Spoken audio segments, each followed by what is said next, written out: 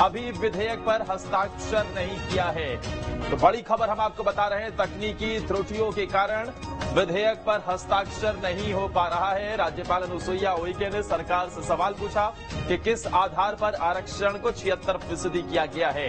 तो आरक्षण को लेकर इस वक्त एक बड़ी खबर हम आपको बता रहे हैं। संशय लगातार बरकरार है, अभी तक हस्ताक्षर नहीं हुए हैं और अनुसुईया उइके जो कि राज्यपाल है, उनकी तरफ से सरकार से सवाल पूछा गया कि किस आधार पर आरक्षण को 76% किया गया है। मैंने केवल जनजाति समाज के लिए सत्र बुलाने की बात कही थी। अब इस विधेयक में ओबीसी आपका अन्य समाज का 3% और एससी का समाज का 1% और 32। तो ऐसी परिस्थिति में मेरे सामने अब ये आ गया कि जहां 58% पर कोर्ट अवैधानिक घोषित करता है तो ये बढ़कर 76 हो गया। अगर केवल आदिवासी जनजाति समाज का ही संशोधन होता 20 से 32 तो मेरे लिए तत्काल हस्ताक्षर करने में कोई दिक्कत नहीं थी। और इस बड़ी खबर पर सारा जानकारी के साथ रायपुर से मेरे सहयोगी अंकुश फोनलाइन पर जुड़े हुए हैं। अंकुश, फिर वही बात निकलकर सामने आ गई जिस बात को लेकर अंदेशा जताया जा रहा था। राज्यपाल अनुसुईया उइके ने कहा कि अगर 58% से ज्यादा आरक्षण कुल मिलाकर होता है तो उनके लिए भी एक ऐसी परिस्थिति हो जाएगी क्योंकि कोर्ट की तरफ से ये अवैधानिक हो जाएगा। तो फिर अब ऐसे में कैसे ये जो विधेयक सदन से पारित करवा दिया गया अब पास होता नजर आता नहीं है? देखिए आदर्श, शुरुआती दौर में ही टेक्निकली ये सारी चीजें समझी गई थी और टेक्निकली ये कहा भी जा रहा था कि छत्तीसगढ़ में जब से हाईकोर्ट ने 50% से ज्यादा आरक्षण को असंवैधानिक करार दिया है, उसके बाद से अगर सरकार अपने स्तर पर आरक्षण को बढ़ाना भी चाहे या फिर किसी वर्ग विशेष के आरक्षण में बढ़ोतरी करके विधेयक भी लाती है तो इसको राज्यपाल से मंजूरी मिल भी जाएगी तो किस आधार पर मिलेगी, और अगर मंजूरी मिल गई उस विधेयक के खिलाफ में अगर कोई कोर्ट चला गया तो फिर से ये टेक्निकली पैच जो है वो कोर्ट में फंसता हुआ दिखाई देगा और कुल मिलाकर स्थिति अब वहीं आकर अटक गई है। और राज्यपाल ने स्पष्ट तौर पे कह दिया है कि उन्होंने छत्तीसगढ़ में आदिवासी आरक्षण के संशोधन के लिए जो सत्र है वो बुलाए जाने के लिए आग्रह किया था। उन्होंने राज्यपाल ने सलाह दी थी कि सरकार चाहे तो विशेष सत्र बुलाकर आदिवासी वर्ग के आरक्षण में बढ़ोतरी कर सकती है और अगर ऐसा होता तो स्वाभाविक तौर पर वो सिग्नेचर तत्काल प्रभाव से कर देती है। लेकिन अब जब आरक्षण विधेयक जब सदन में लाया गया तो सदन में ओबीसी, एसटी और सामान्य वर्ग के वो लोग जो आर्थिक रूप से कमजोर हैं इनके आरक्षण में भी बढ़ोतरी की गई है। मतलब साफ है कि टोटल आरक्षण जो है वो 76% कर दिया गया। वो 76% वाले आरक्षण वाले बिल पर अब राज्यपाल को साइन करने में परेशानी इसी बात की है कि अगर साइन के बाद अचानक से कोई कोर्ट चला जाता है तो सरकार की इस विषय पर क्या तैयारी रहेगी। सरकार से उन्होंने सवाल भी पूछा है कि किस आधार पर 76% आरक्षण किया गया है और अगर आरक्षण 76% कर दिया गया है और अगर वो मंजूरी के लिए राजभवन से मंजूरी मिल भी जाती है तो आगे क्या सरकार की तैयारी रहेगी। सरकार टेक्निकल मामले जो है इसमें फंसते हुए दिखाई दे रहे हैं और कुल मिलाकर आरक्षण का जो विषय है वो छत्तीसगढ़ में अभी भी उलझा हुआ है, पैच जो है अभी भी फंसा हुआ है। ठीक, शुक्रिया अंकुश आपका तमाम जानकारी देने के लिए। तो एक बार फिर से पेच फंसता हुआ नजर आ रहा है। तकनीकी त्रुटियों के कारण विधेयक पर अब तक हस्ताक्षर नहीं हुए। राज्यपाल ने सवाल पूछा है कि किस आधार पर 76% आरक्षण देने का ये विधेयक पारित हुआ है। वहीं कोरबा जिले में टीपी नगर को लेकर राजस्व मंत्री जयसिंह अग्रवाल ने अफसरों को फटकार लगाते हुए कहा कि टीपी नगर यानी ट्रांसपोर्ट नगर बरबसपुर में ही बनेगा। अब कलेक्टर, अपर कलेक्टर और जिम्मेदार अफसरों की लापरवाही के कारण जमीन को बदला जा रहा है, यह बर्दाश्त नहीं किया जाएगा। दरअसल कोरबा शहर के बीचों बीच ट्रांसपोर्ट नगर संचालित है जहां हजारों ट्रकों की मरम्मत होती है जिसकी वजह से मुख्य मार्केट प्रभावित होती है, जिसको देखते हुए टीपी नगर को शहर से दूर स्थापित करने के लिए योजना बनाई गई है। किसने अधिकार दिया?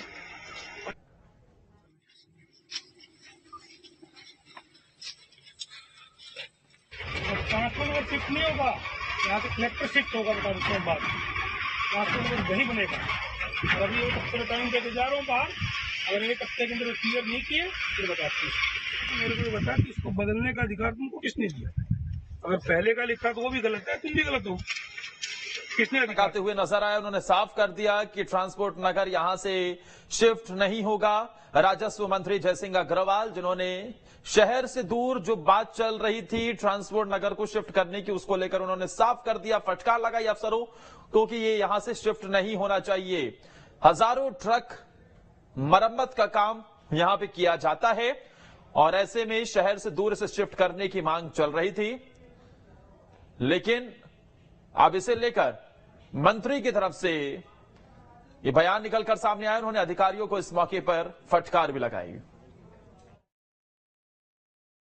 टाउन कंट्री प्लानिंग के बागड़े जी सभी लोग उपस्थित थे, उसमें और भी जनप्रतिनिधि लोग उपस्थित थे और उस समय ये निर्णय हुआ था कि ट्रांसपोर्ट नगर बरबसपुर में बनेगा और बरबसपुर में ऑलरेडी 72 एकड़ जमीन नगर निगम को आवंटित थी। उसका पैसा नगर निगम ने पहले ही जमा किया था, जो कचरा को रखने के लिए वो जगह बनाई गई थी। लेकिन कचरा को नष्ट करने का अभी जो अभियान चला है उसमें 42 एकड़ जमीन जो रोड के इस पार जो थी वो खाली पड़ी हुई थी और 30 एकड़ जमीन में कचरा पहले से डाला जा चुका है, जिसको कचरा को उठाने का उसका भी निविदा हो चुका है। छत्तीसगढ़ के भानु प्रतापपुर उपचुनाव में कांग्रेस की जीत हुई है, जिस पर पूर्व सीएम डॉक्टर रमन सिंह ने कांग्रेस पर षड्यंत्र का आरोप लगाया, जिसके पलटवार में स्कूल शिक्षा मंत्री प्रेमसाय सिंह टेकाम का बयान सामने आया है, जिस पर उन्होंने भूपेश सरकार की तारीफ की और जीत का श्रेय सीएम को दिया। भूपेश बघेल की सरकार बनने के बाद 5 उपचुनाव हुए और 5 में हम लोग जीते हैं, भारी बहुमत से कांग्रेस पार्टी जीती है। भानु प्रतापपुर में जो जीत 21,000 से ऊपर की जीत हुई है, इसका सारा श्रेय हमारे प्रदेश के मुख्य आदरणीय भूपेश बघेल को जाता है, क्योंकि उनके द्वारा जो लोक कल्याणकारी योजनाएं चल रही हैं पूरे प्रदेश में, उनका एक तरह से उनको पब्लिक ने स्वीकारा है, उनको चाहा है और समर्थन दिया है और इसी की जीत 21,000 की जीत हुई है।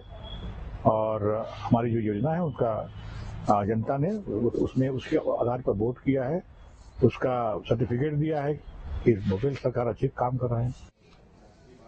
उधर इंदौर में 5 साल बाद T20 blind cricket league match का आयोजन किया गया। इसमें बतौर मुख्य अतिथि केंद्रीय मंत्री ज्योतिरादित्य सिंधिया ने शिरकत की और खिलाड़ियों से मिलकर उनको जीत की शुभकामनाएं दी। इस मौके पर बीजेपी के राष्ट्रीय महासचिव कैलाश विजयवर्गीय भी मौजूद रहे।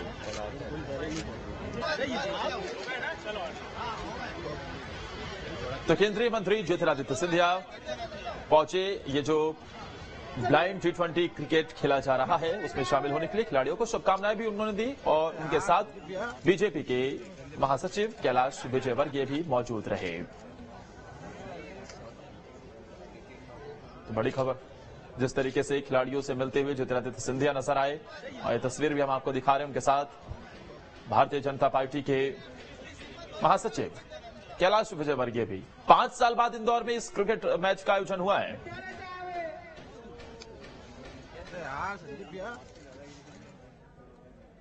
केंद्रीय नागरिक उड्डयन मंत्री ज्योतिरादित्य सिंधिया शनिवार को इंदौर के होलकर स्टेडियम पहुंचे, जहां उन्होंने मध्य प्रदेश क्रिकेट एसोसिएशन की वार्षिक बैठक में शिरकत की। वहीं इस बैठक में संजय जगदाले सहित एमपीसीए के कई पदाधिकारी भी शामिल हुए। बता दें कि केंद्रीय मंत्री ज्योतिरादित्य सिंधिया प्रवासी भारतीय सम्मेलन की समीक्षा बैठक में शिरकत करेंगे।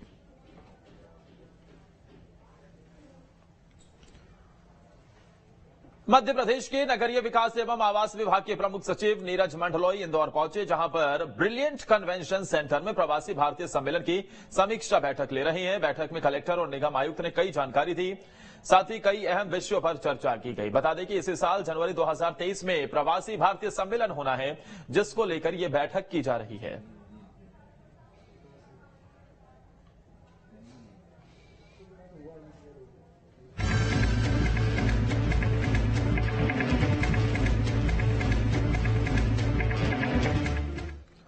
बैतूल के मांडवी गांव में प्रशासन ने कड़ी मशक्कत के बाद बोरवेल से तन्मय को निकाला, लेकिन तब तक तन्मय जिंदगी की जंग हार गया। ये रिपोर्ट आप देखिए।